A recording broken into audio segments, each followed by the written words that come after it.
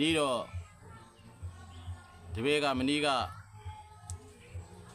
ဒီစာပေရေးသားခြင်းနဲ့ပတ်သက်တဲ့ကလောင်သစ်တူတူမလေးတွေသိစေခြင်းနဲ့အကြောင်းလေးဗီဒီယိုဖိုင်လုပ်တော့သူကမေးတယ်စာပေရေးသားခြင်းနဲ့ပတ်သက်လို့ပေါ့နော်ဒီစာရေးဆရာကြပြဆရာကလောင်သစ်ကလေးများအပြင်သတင်းရေးတဲ့နေရာမှာလေနော်ဒီဘယ်လိုဥပဒေသားတွေရှိတယ်လဲဆိုပြီးတော့ကျွန်တော်မေးလာခဲ့တယ်ဒါလူငယ်စာရေးကြတယ်ဆိုတဲ့နေရာမှာစာရေးဆရာနဲ့သတင်းတောက်ပေါ့နော်ဒါလေးတွေတော့နီးစက်တယ်စာနယ်ဇင်းမှာရေးကြတာချင်းတူတယ်ပေါ့တော့ကျွန်တော်ကိုယ်တိုင်က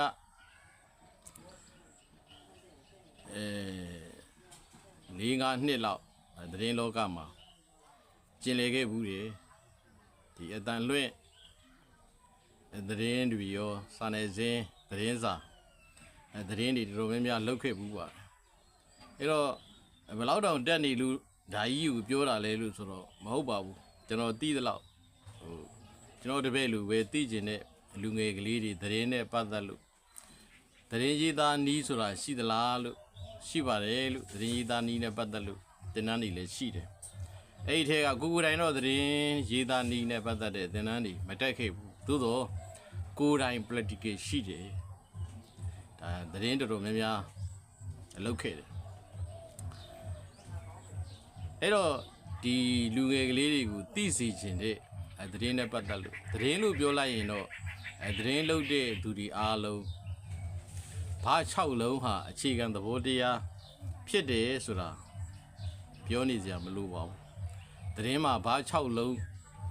မကြည့်ရင်ဘာ6လုံးမပါရင်သတင်းအင်္ဂါရက်နဲ့မညီညွတ်ဘူးလို့ပြောချင်တာအဲ့တော့ဘာ6လုံးဆိုတာသတင်းတွေကသတင်းသမားတွေဖို့အထူးပြောစရာမလိုပါဘူးဘယ်သူဘာကြောင့်ဘယ်ချိန်ဘယ်နေ့ဘယ်ရက်ဘယ်နေရာမှာဘာဖြစ်သွားတယ်ဆိုတဲ့ဘာ6လုံးကြည်ရမယ်လို့ဒါသတင်းရဲ့ဥပဒေသားမှာလေးလာမှတ်သားမှုပါနောက်တစ်ခုကသတင်းမှာသတင်းရေးသားသူကသတင်းဖန်တီးသူကဖြစ်စဉ်သတင်းနဲ့ပတ်သက်လို့ကိုယ့်ရဲ့အာဘော်ကိုမထည့်သွင်းရဘူးဘယ်နေ့ဘယ်ရက်ဘယ်ချိန်ဘယ်နေရာမှာဘယ်သူသည်ဘာဖြစ်သွားတယ်ဆိုတာကိုပဲဒါချပြရမယ်ဒါကတော့သတင်းနဲ့ပတ်သက်လို့သတင်းသမားတွေလိုက်နာရမယ်ဥပဒေသားပေါ့တို့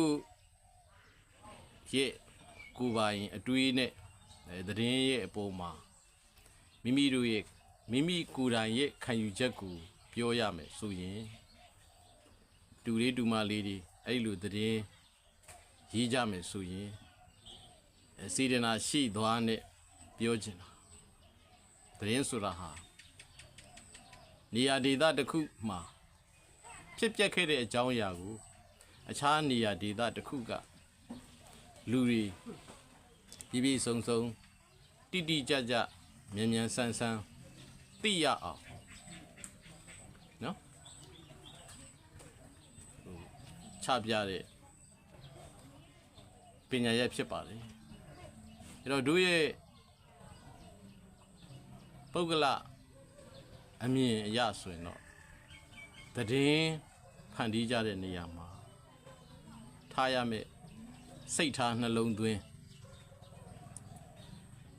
အဲ့ဒီစိတ်ထားနှလုံးသွင်းဟာသတင်းတစ်ခုကိုကဖန်တီးတော့မယ်ဆိုရင်အဲ့ဒီသတင်းဟာထူးခြားသောသတင်းဖြစ်ရပါမယ်ဒီသတင်းကိုကြားလိုက်ခြင်းအဖြစ်အဲ့ဒီသတင်းကိုကြားရသူဖတ်ရသူအတွက်အကျိုးရှိတဲ့ဖြစ်စဉ်သတင်းမျိုးဖြစ်ဖို့လိုပါတယ်ဒူးနဲ့ဒူးမုံဒီစရာ တူနဲ့တူရန်တတ္တရုဖြစ်เสียလူသားအချင်းချင်းအမုန်းတရားပွားเสียနောက်တနည်းအားဖြင့်ဒီသတင်းကိုဖတ်လိုက်ရလို့ကြားလိုက်ရလို့ဖတ်လိုက်ရသူကြားလိုက်ရသူအတွက်ဘာမှအကျိုးမရှိသလိုအခြားသူတွေအတွက်လည်းဘာအကျိုးသက်ရောက်မှုမှမရှိရင်အဲ့ဒီသတင်းမျိုးကိုဖန်တီးဖို့မသိဘူးလို့ထင်တာပဲနောက်တစ်ခုကကိုဖန်တီးတင်ပြလိုက်တဲ့သတင်းဟာအကျိုးမရှိယုံနေမှာကမကောင်းကျိုးတွေပါဖြစ်စေနိုင်တဲ့ဖြစ်စဉ်အကြောင်းတရားမျိုးဆိုရင်လေမဖန်တီးဒါပဲကောင်းပါတယ်ဘာပဲဖြစ်ဖြစ်သတင်းလုပ်တယ်ဆိုတာဟာမုံမြတ်ပါတယ်တနေရာကဖြစ်စဉ်ကိုတနေရာကတိတိကျကျသိရအောင်ပြန်လဲပြီးတော့ sharing လုပ်ပေးတဲ့အလုပ်မုံမြတ်ပါတယ်အဲ့ဒီသတင်းဆိုတာဟာလူသားအားလုံးကိုအလုပ်ကျွေးပြုကျေးဇူးပြုတဲ့လူသားတွေကိုအကျိုးပြုအသုံးခံတဲ့အသုံးတော်ခံတဲ့